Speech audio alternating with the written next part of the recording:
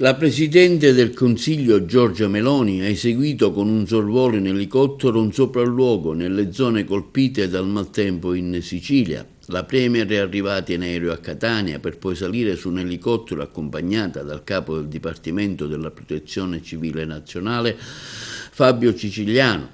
La Premier Giorgia Meloni è poi arrivata nel municipio di Niscemi, dove ha incontrato il sindaco Massimiliano Conti, il presidente dell'Assemblea regionale siciliana Gaetano Galvagno, in comune anche il prefetto di Caltanissetta Donatella Alicia Messina e il deputato di AVS Angelo Bonelli. La riunione è durata un'ora col capo della Protezione Civile, il sindaco e il prefetto di Caltanissetta.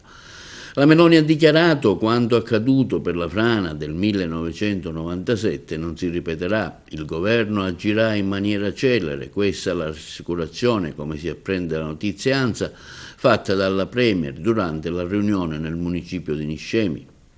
Ai tecnici la Meloni ha fatto domande specifiche, non appena il governo riceverà la fotografia completa di danni e conseguenze della frana che ha provocato lo sgombro di oltre 1500 persone dalle loro case con un fronte di oltre 4 chilometri, saranno assunti provvedimenti immediati.